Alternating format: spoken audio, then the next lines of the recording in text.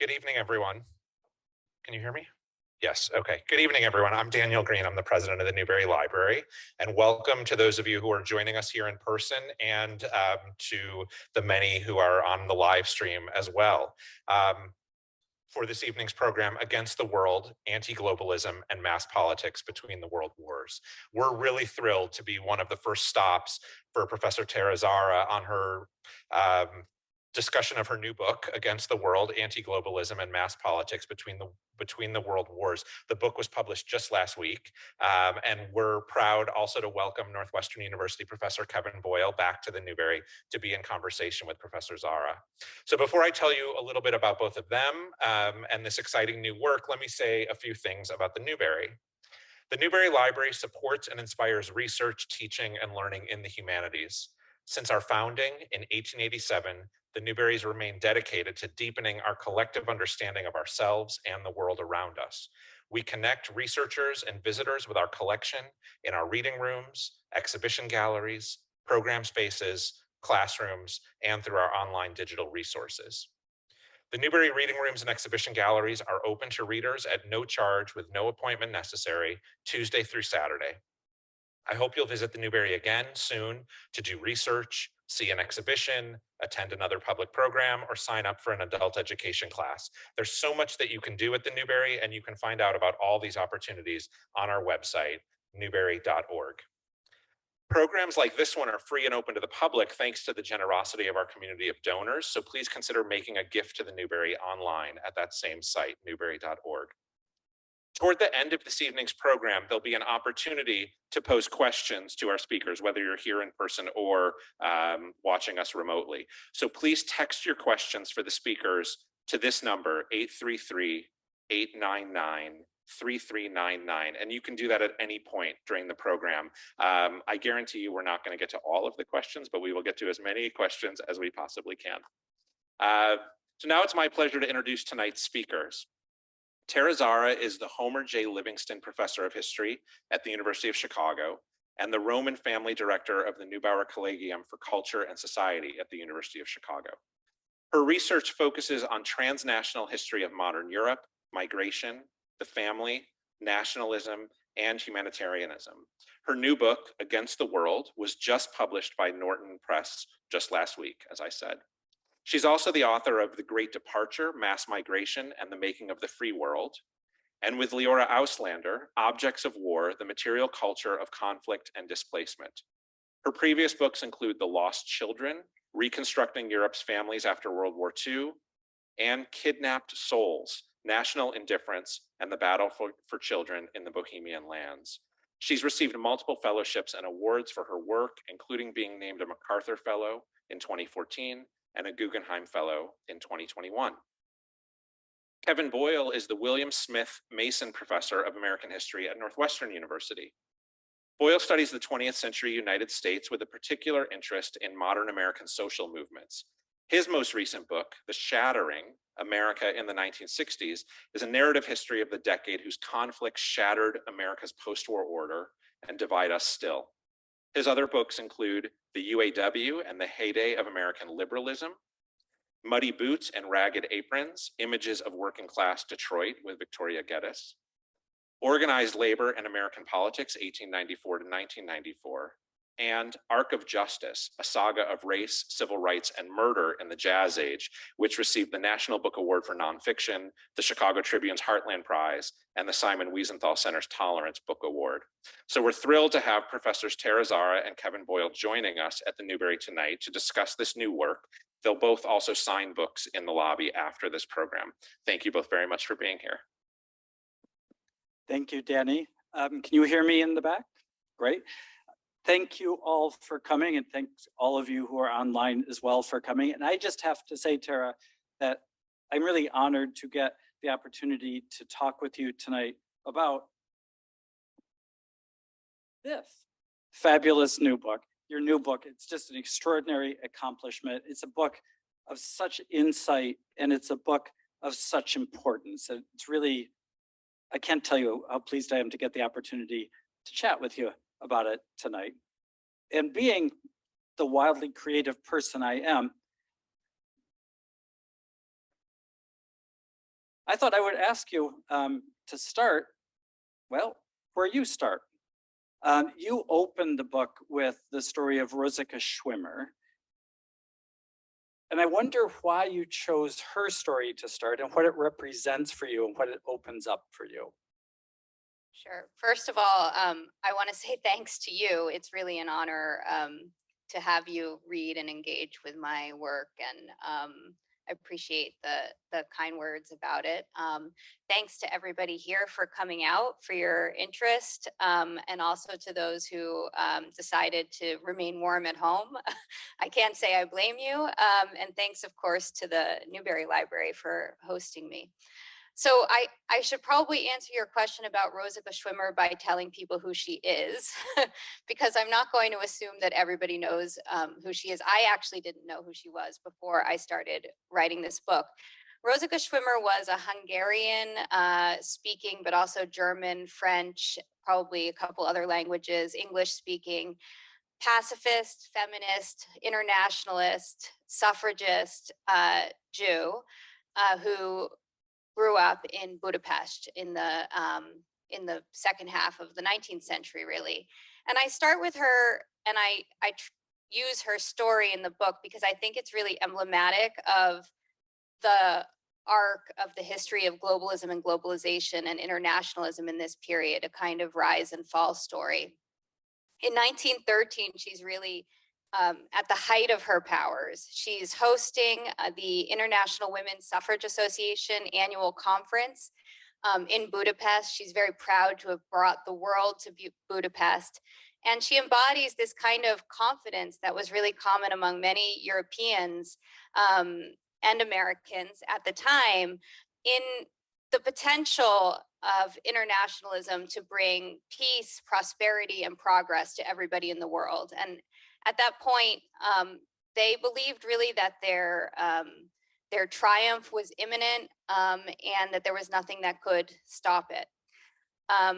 So, of course, only, as we know, only a year later, the attendees of that conference, many of them, these were all women, many of their husbands and fathers were actually killing each other on the battlefields of Europe. And the idea that internationalism was going to prevent war or bring eternal peace had really been dashed. The rest of her trajectory kind of continues in many ways to embody this story. She embarks on a mission with Henry Ford, of all people, to bring peace to Europe. Ford charters a ship to sail across the Atlantic and convince Europe's leaders to come to the negotiating table and come to a peace agreement. And that mission is wildly ridiculed by the press and ends in failure. At the end of the war, she's first persecuted by communists in Hungary who briefly come to power, and then after that by the right-wing Horthy regime, which comes to power in a really bloody counter-revolution, and she's forced to flee her country. She comes to the United States, where she has hope of maybe having, found her people as someone who considered herself a citizen of the world. The US, represented to her a place where the world maybe could come together through migration. But her application for citizenship was denied because she refused to pledge to bear arms in defense of the United States, because she was really a very ardent pacifist.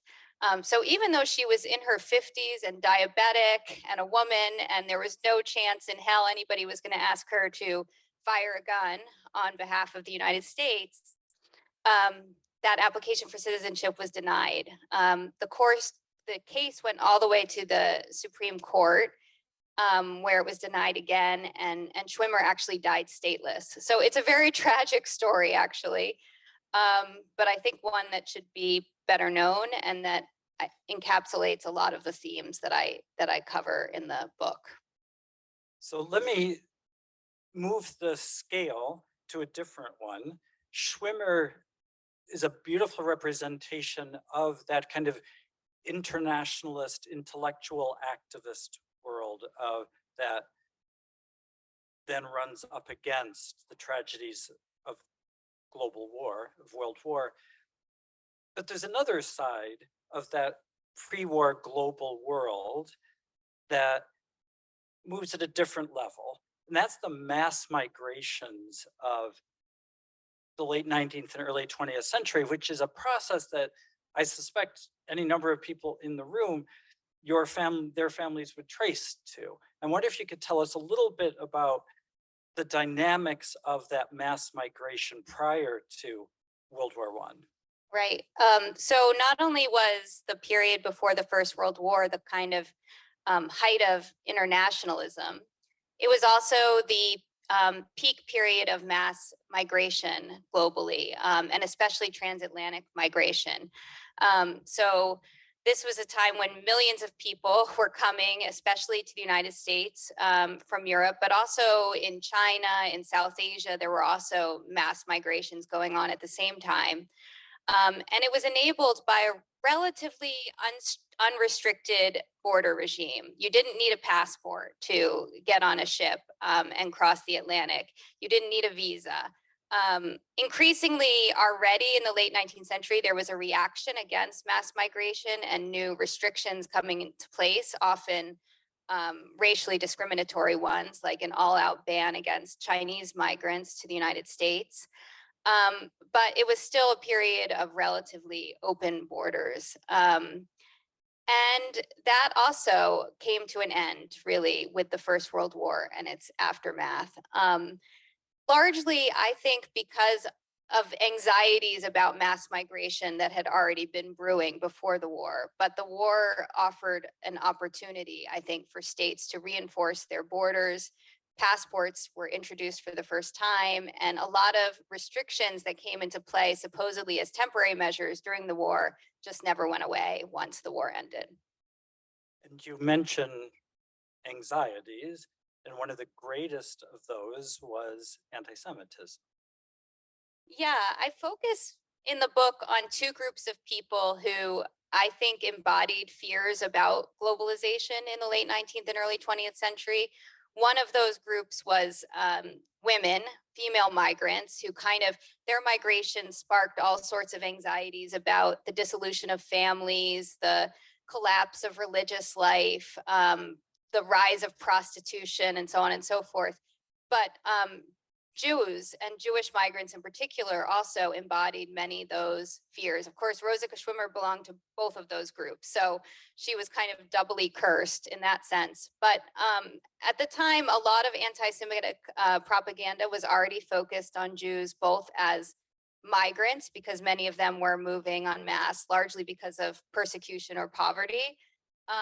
It also focused on Jews because they were seen as the middlemen who facilitated migration. So a lot of Jews at the time were actually in the travel business. They were either selling tickets to steamships or running hotels or hostels, and they were vilified for that role as well, and the idea that they somehow seduced people or tricked them into migrating. And then finally, they were vilified as emblems of globalism, in that they were believed not to have any true national loyalty, right? That they were rootless and cosmopolitan, or that they were running the strings of international finance. So these are really contradictory and incoherent associations. Jews were on the one hand running international finance. On the other hand, they were, they embodied the Bolshevik internationalist threat. But all of these associations in one way or another had to do with globalism and globalization. And so they became real targets for anti-globalists. Yeah, as if we somehow would expect some sort of coherence to people's hate. Right. To me, reading this as an American historian, one of the things that was most so striking about the book was the extraordinary impact of the World War. And I think as an American, we speaking for myself, I suppose, there's a tendency to think of World War I as somehow not kind of the dramatic event that would follow. But you make a very powerful case that this is the watershed. And you do that in a number of really compelling ways. But I wonder if I could ask you to talk about two of them in particular. You talk about food as one of the forces that undermines this global world, and then one that I think is relevant to all of us, disease. Right. Okay, so I'll start with food, because that's probably the thing you're less thinking about. So one of the strategies that the Allies adapted to in the First World War was a naval blockade against the Central Powers, against Germany and Hungary. So they basically tried and succeeded largely in preventing food and basic supplies from getting to civilians in those countries. And historians still disagree about the actual results of that blockade, how critical it was to the success of the Allies, how many people died of starvation exactly. But at the time, the lesson that people learned in Germany and Austria was really clear, and it was that it's really dangerous to rely on imports for the basic necessities of life, especially for food. So at the end of the war, this experience of mass starvation and of the Allied blockade really fueled a mass movement. First of all, people on the ground just to plant gardens everywhere they could. They planted potatoes under train tracks, and they, brought chickens and goats onto their balconies in order to produce their own food. But a determination really to achieve greater self-sufficiency in the production of food, both at the level of the individual and at the level of the state. And that kind of drive for greater autarky or self-sufficiency really only accelerates and becomes more and more intense going into the 1920s and 30s. The other major consequence of war in Europe and in the United States was the Spanish flu pandemic, which maybe we hadn't been thinking about so much, but everybody has been thinking about in the last few years. And I'll admit, actually, I hadn't been thinking about the Spanish flu when I began writing this book in 2016. And only in April 2020, when I was sitting in my living room in quarantine, did I realize that maybe there was a connection between that first pandemic and the massive wave of anti-globalism that really accompanied it. And I started looking into it and decided to add this chapter to the book. So right away in 1918, as word of the flu began to spread, people associated it with globalization. They understood how remarkable it was that the flu seemed to arrive simultaneously to countries all around the world, right?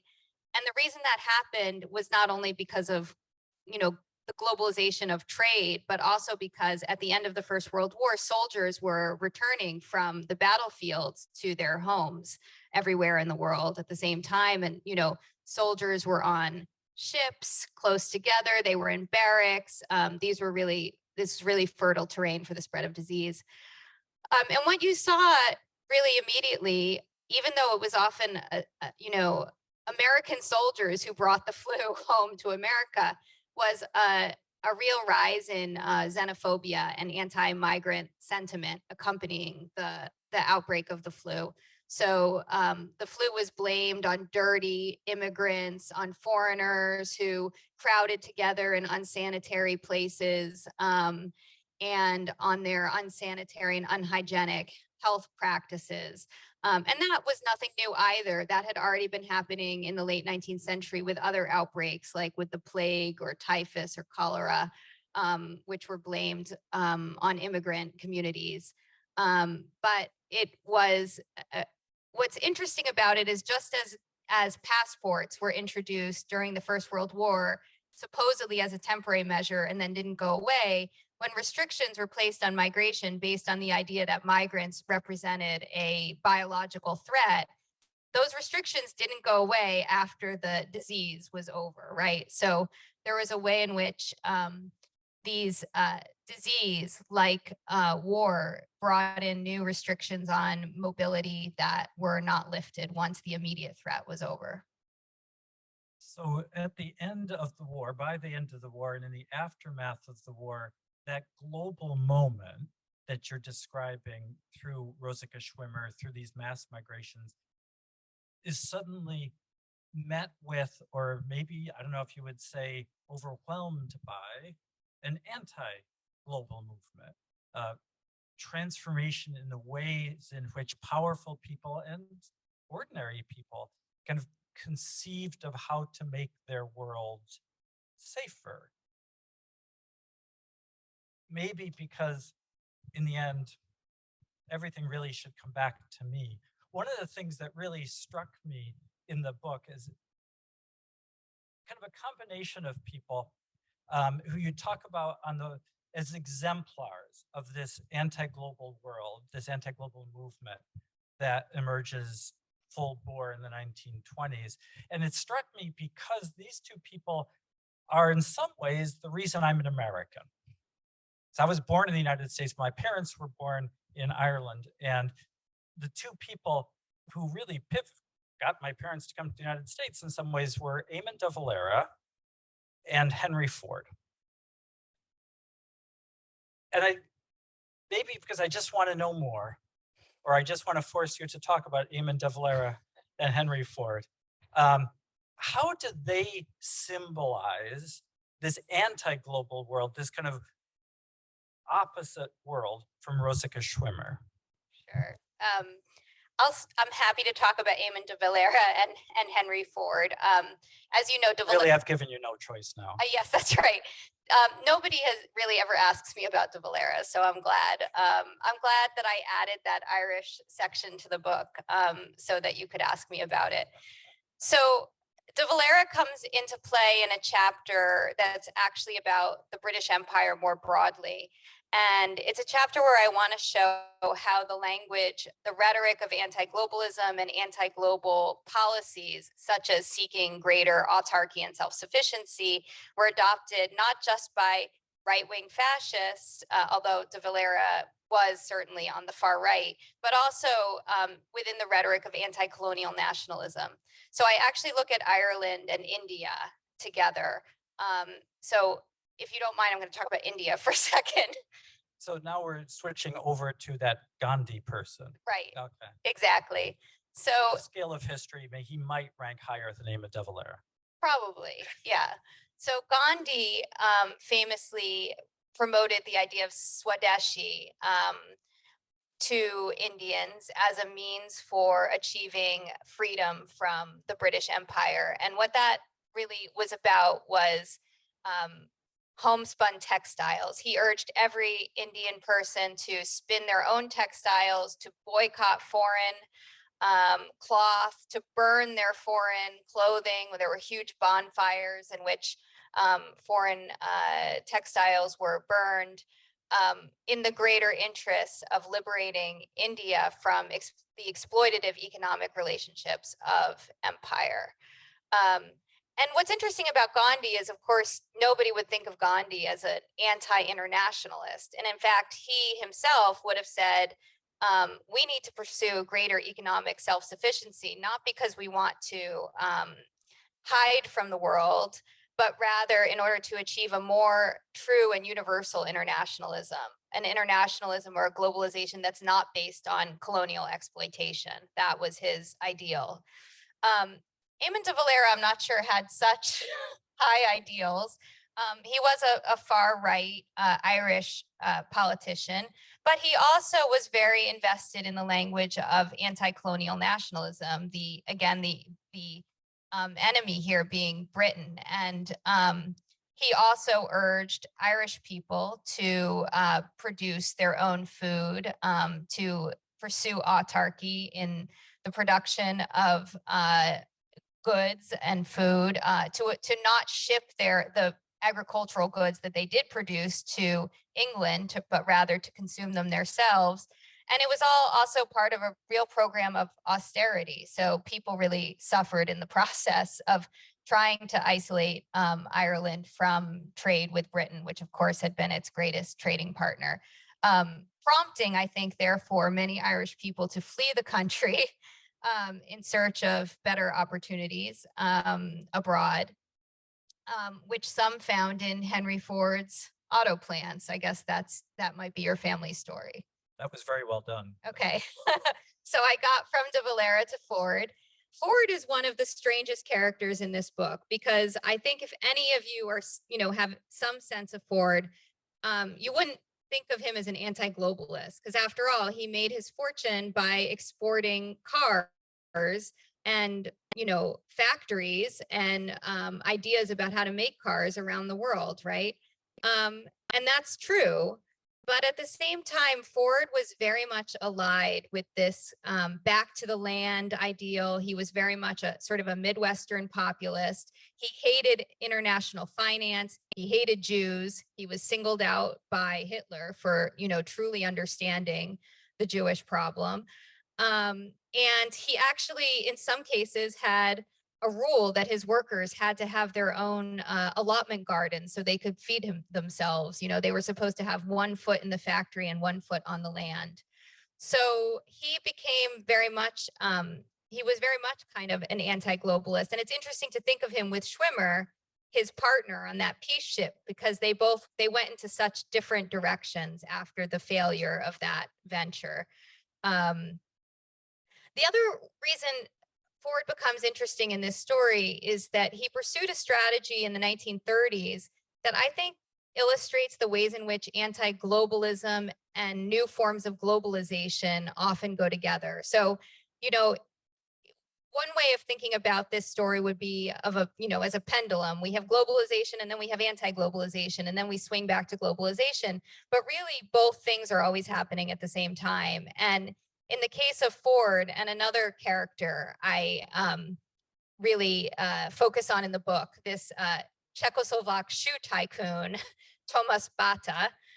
He was known as the Shoe King, and he was considered the Ford of Europe, actually. So both of them responded in the 1930s. Basically, you had this anti-foreigner sentiment everywhere, and that went also to the foreign goods, foreign cars, foreign shoes. Nobody wanted that. Everybody wanted to produce their own, right?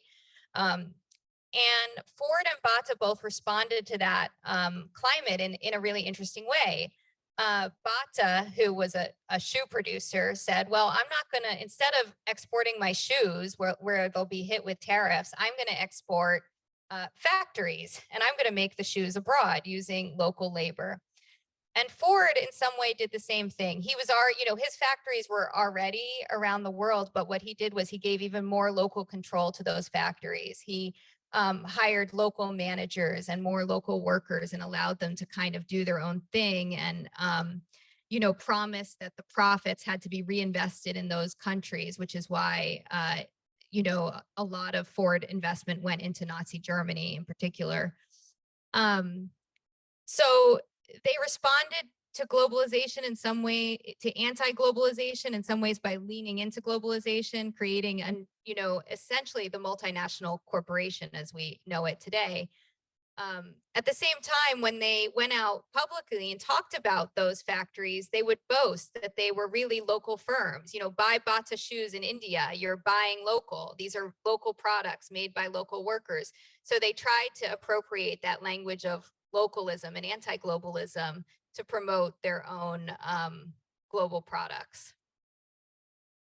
Well, and Ford then also, as you've just mentioned, also serves as a segue, I think, to the major force of anti-globalism in this period, fascism. And so I was like to ask you to talk a bit about fascism's place in the story that you've been describing to us, and maybe as well to add to that,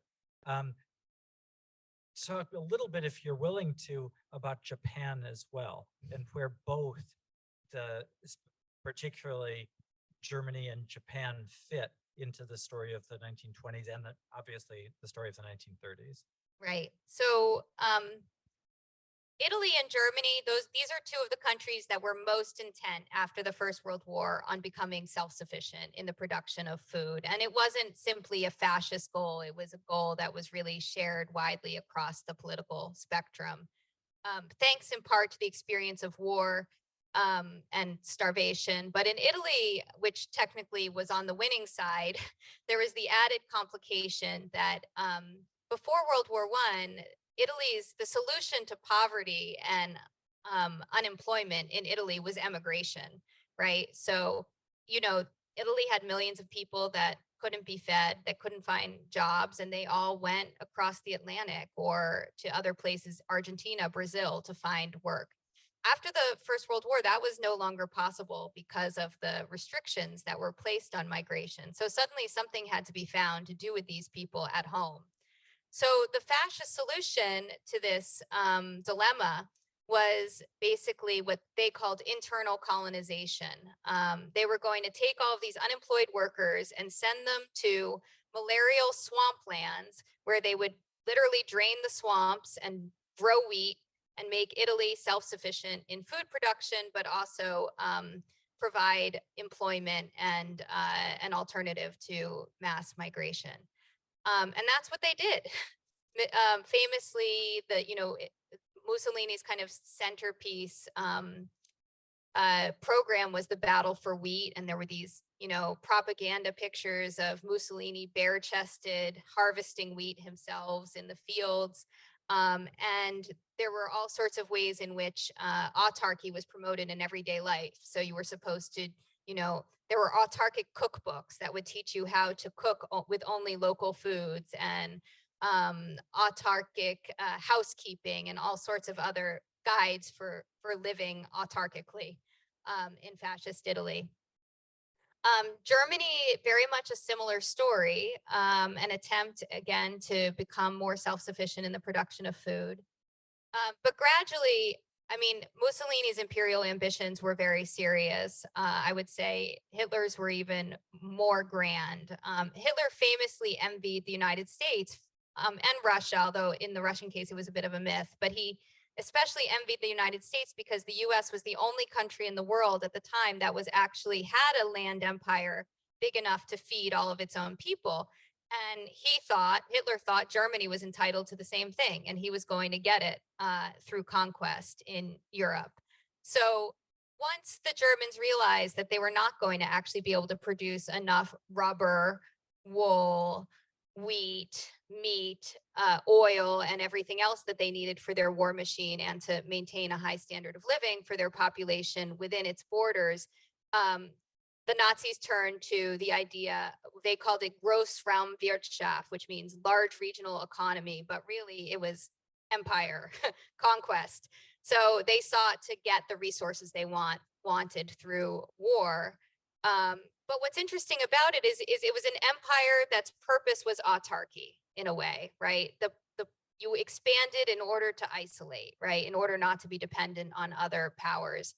And Japan did basically the same thing in East Asia, that they called it another great euphemism, the East Asian co-prosperity sphere. It was supposed to be this large regional economy, but really it was, the Japanese empire. And that's one thing actually I wish I could have learned more about for this book, but was limited by my linguistic abilities. One of the wonders of this book really is the enormous reach it does have. It's really quite extraordinary to see the breadth of this anti-globalist moment. Where do you see that moment, that anti-globalist moment, coming to its end? It hasn't yet. No, that's not quite true. I mean, in this period, it came to an end. I think it more or less came to an end with the Second World War. And when I mentioned that anti-globalism produced new forms of globalism, that's true. I realized quickly that I needed to actually write a chapter about what the internationalists were doing and thinking, because it's not like they all just gave up and disappeared, right? There were people who were still very committed to internationalism in interwar Europe and to reconstructing the global economy. And so the story that I tell in this book, at least, ends during the late 1930s and during the Second World War, when experts and policymakers were coming together to think about ways to make the global economy more fair and equitable and stable. So how could we make participation in the global economy compatible, for example, with the development goals of countries that were now emerging from colonial rule? How could we make participation in the global economy compatible with full employment, right? That was the Keynesian idea. Or with the expansion of welfare states, which would kind of ease the blow that people experienced when they were, tossed up and down because of the fluctuations of the business cycle, which were now globally determined. So I try and end the book on a hopeful note with these efforts to transform globalization and to make it a more stable, equitable, and lasting kind of system. And now it's my job to not let you end on a positive note. So you say at the very end of the book that our current moment really shaped your writing of the book, your conception of the project, and then your writing of the book. And I'd love to hear you talk a little bit about that, but I'd love to hear you also talk about the flip side of that, which is, what does this book have to say about our current moment of globalism and anti-globalism? Right. This is a question that's so hard to answer, even though, of course, I've been thinking about it all along. The book was really inspired by current events, and what was striking for me as a historian, I've been writing and teaching about the interwar period for a while, was that the events beginning in 2016, the election of Donald Trump, Brexit, the migration crisis in Europe, the rise of populist regimes globally, all of that suddenly made me look back at a period that I thought I knew pretty well and see it in a very different way. And suddenly it seemed so obvious to me that, at least part of what was going on in the 20s and 30s with the rise of these extreme forms of politics was a reaction to globalization. So that was the beginning of the book. Of course, when I began the book, COVID had not yet hit, and that only exacerbated, shut down the world to an extent none of us had ever imagined before, and got people moving to the country to socially distance, and calls for producing locally really intensified and haven't gone away since then. And then, of course, the war in Ukraine also brought a new focus to the idea of energy independence and so on and so forth. So it seems as though history is moving faster than I can think on these issues. And I guess what I can say I've learned from writing this book that applies to the present is just, this is going to seem like a cop-out, but that there is no inevitable ending here. Just as globalization was not the teleological process with no end that couldn't be stopped, that was sort of natural and inevitable, as people seem to think in the 1990s, anti-globalism can also stop, right? The structures that shape globalization, the laws, the architecture that determines how people move, how people, things, and capital move globally, and ideas, these are all determined by political choices. And so there is no inevitable outcome here. Anti-globalism does not lead inevitably to fascism.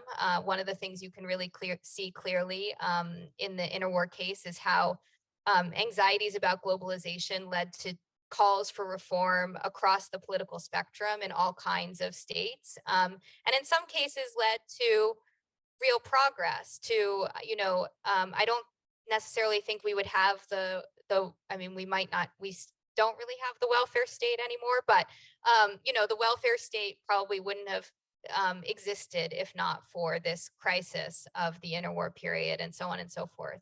So I guess I will try to end on the hopeful note anyway, which is to say, it seems like, I think, quite a grim moment, but I'm still hopeful that something constructive can come of it. So I'm just not going to let you off the hook on a positive note. This might be the Irish side of me that I wanted to end grimly. When did you start working on the book? 2016. And in those days, now we can say that, it seems like a long time ago now, what events would you point to from 2016 that made you think, this is a book I want to write? I mean, I think probably America First, you know, Trump and America First, but also Brexit was a big shock.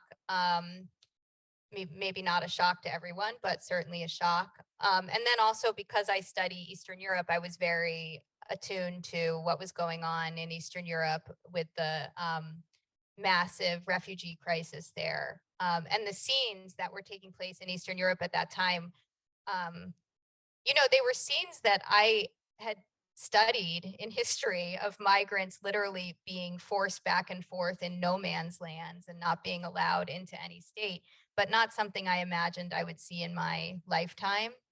So I think that really, I think that really forced me to pause and think, wow, we're really in a different moment, you know. And as a historian, this is going to be kind of nerdy historian talk, but for the past 10 to 15 years before that, we'd all been all about transnational and international history, right? All historians wanted to talk about was finding the transnational and international connections in the past that we'd overlooked and overcoming the nation state. And I did that too. You know, my first two books were about that. And I kind of realized the extent to which that work was all product of a moment following the end of the Cold War, where we did kind of think that globalism and internationalism was going to continue forever. And, you know, realizing that we were in a different moment, I thought maybe this requires a different kind of history. And that's the wonder of this book, that you have given us a serious, complex, compelling history of another moment that speaks so powerfully to the complexities. And I appreciate that you weren't going to let me push you into the pessimism I wanted to get you to. I appreciate that you wouldn't go there all the way there. That speaks so much to the complexity of our own moment. So congratulations. And please join me in thanking Tara for this part of our conversation, and we will open things up to questions. Thank you for your questions.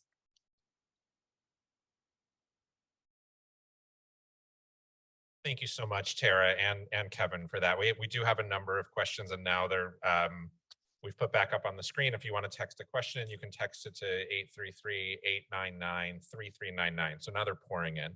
I wonder, Tara, you were talking about, someone asks,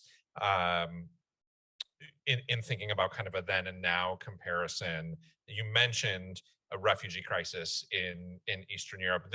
This person is asking it in a different way, saying, would you care to touch on the policy of granting visas more to Western and Northern Europeans compared to Eastern Europeans and Central Asians during this period? And then do you see a difference now in how the US grants many more visas to people from India, China, Japan, and Pakistan in more recent years?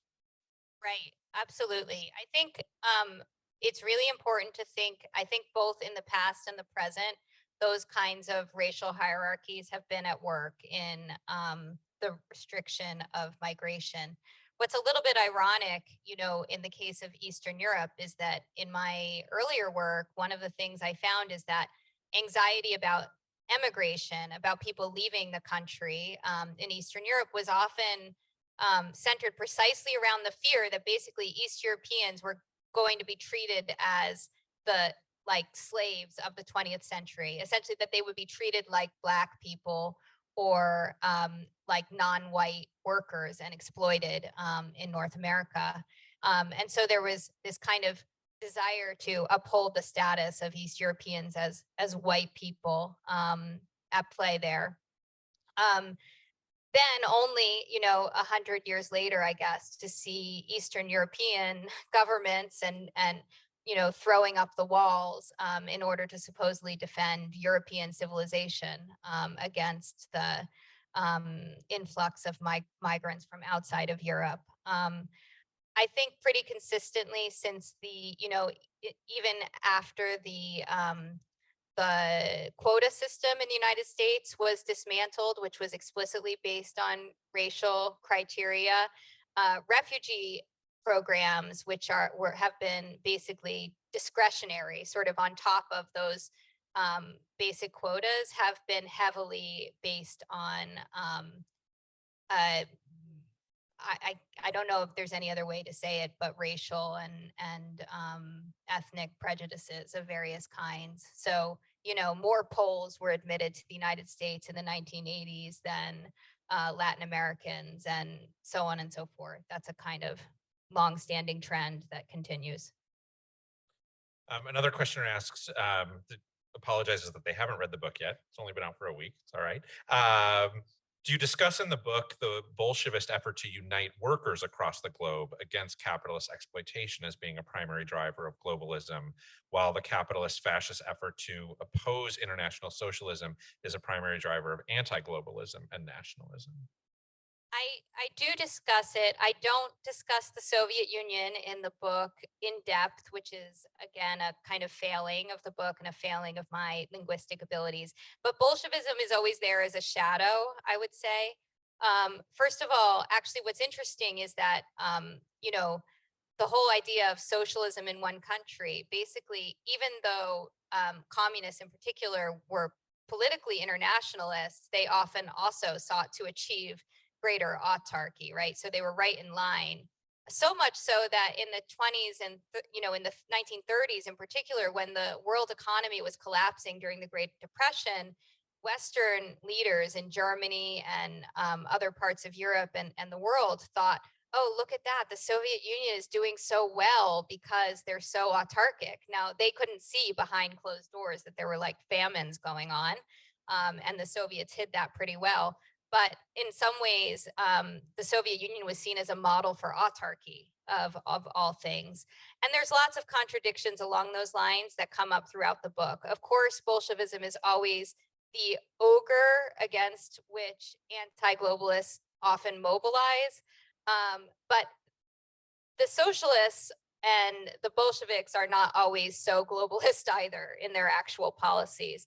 I do have a look at like the efforts of workers in the United States, for example, to mobilize across international lines in response to the experiences of exploitation that they faced in factories in the United States in the early 20th century. So I'm not saying that all socialist internationalism was a sham or something like that. It was real in many cases, but I don't think you can generalize and just say, you know, it was Bolshevism versus you know, fascism, and one had one idea about the global economy and the other had the opposite.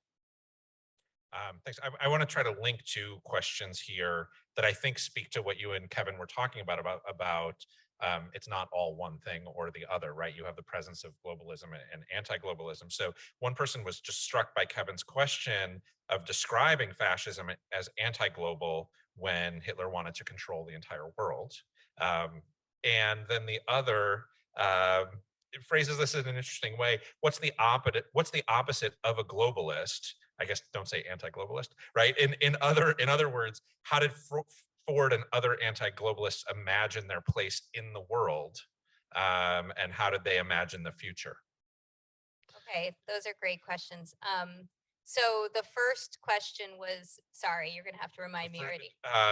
Describing fascism. I think they were struck by Kevin's describing fascism as anti-global, when Hitler expressed a desire to control the world. Absolutely, yeah. So this is, I thought, one of the most interesting aspects of the story myself is that, right, that I call these, they were anti-global empires, if that makes sense. Both Mussolini's Italy and fascist Nazi Germany, they were seeking territory in order to become more self-sufficient, and that was the purpose of empire. So in that sense, they were empires, they were global in that sense, but with an anti-global purpose. And actually, the British Empire did the same thing in the 1930s. So, you know, they basically, you know, Britain had been seen as the kind of the quintessential upholder of free trade, right, in the 19th century.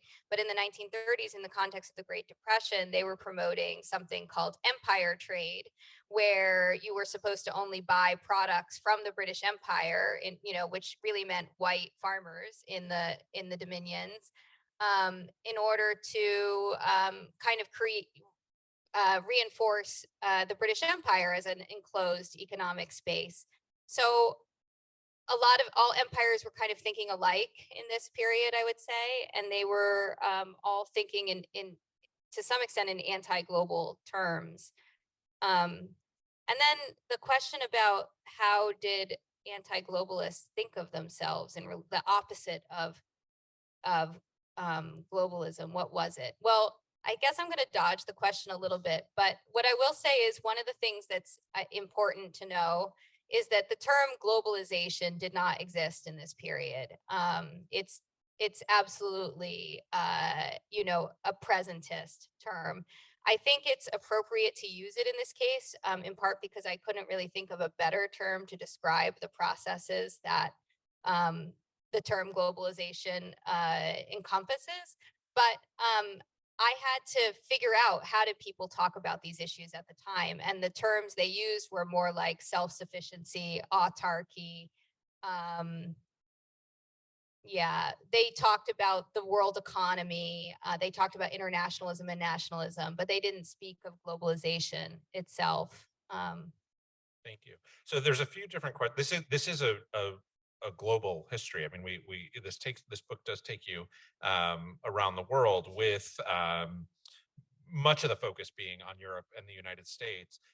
So there's a few questions asking about, someone says, what was the general point of view, if you can say it that way, of South American and African leaders on the dynamic during this period? Someone else asks, what happens if you put Africa into this story?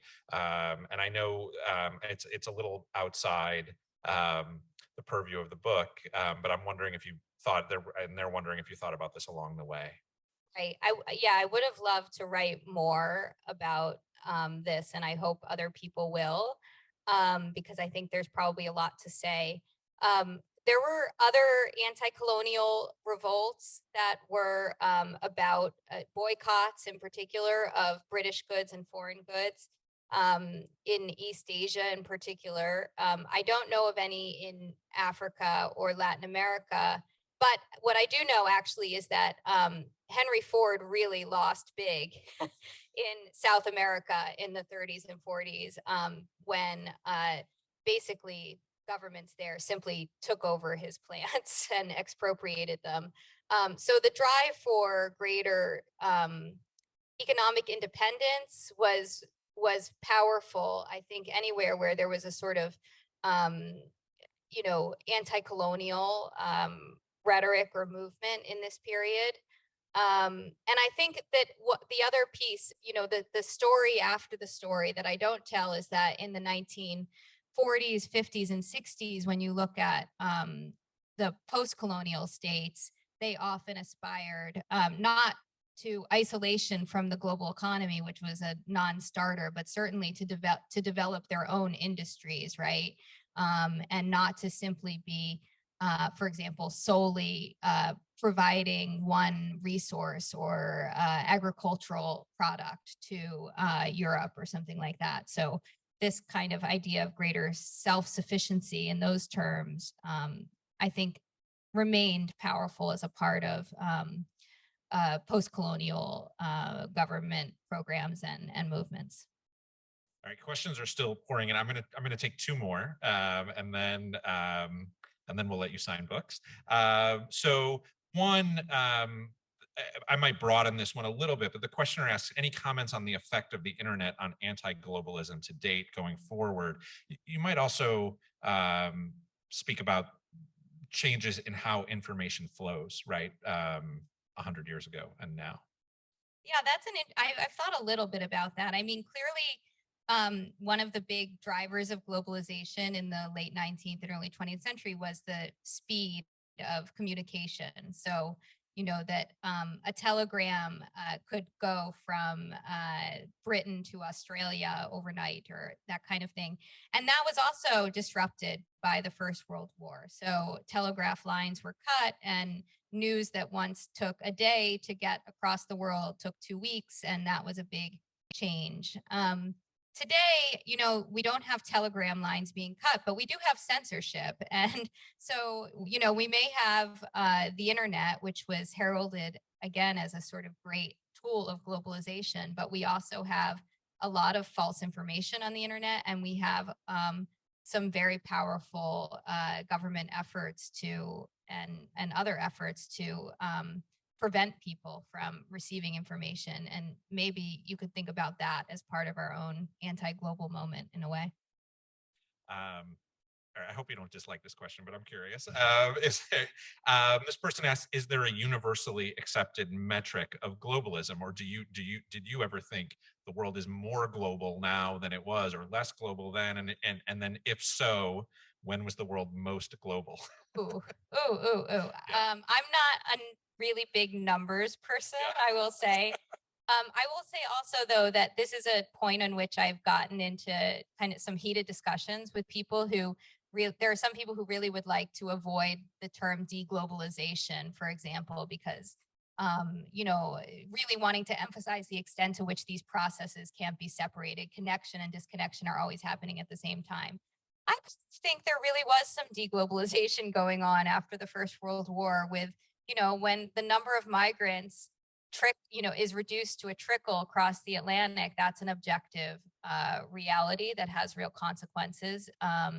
When trade slows down, that has real consequences. I think one thing it's important to keep in mind in the contemporary context is that even when people stop moving or even goods stop moving, capital often is still flowing. So, sometimes mobility quickens in one realm and slows down in another. And I think it's really important to pay attention to that. When the world was most global, I don't know, maybe, you could say maybe 1913 and I don't know, 2007. But really, I'm just making things up here. So we'd have to ask an economist. All right. And we have to leave it there, unfortunately. Please join me in expressing our appreciation to Professors Zahra and Kevin Boyle. Thank you so much. And thank you, and thanks to all of you for joining us this evening. A recording of this program will be available on the Newberry's YouTube channel in the coming days. Our bookshop is open and we'll be selling copies of books by both Against the World and the Shattering, and Tara and Kevin will be on hand to sign books in the lobby after the program. Again, Newberry programs remain free and open to the public thanks to the generosity of our donors. So during these critical times, we need the support of our entire community. Please support the Newberry Library by making a gift today. You can do so online at newberry.org/give. Please join us also for our next virtual Meet the Author program, Mutinous Women, How French Convicts Became Founding Mothers of the Gulf Coast, with Joan DeJean in conversation with Jack McCord. That will be on February 9th at 6 p.m. Join our mailing list to be the first to hear about upcoming programs and other Newberry news. You can sign up for that as well on our website. Thank you so much. Have a good evening.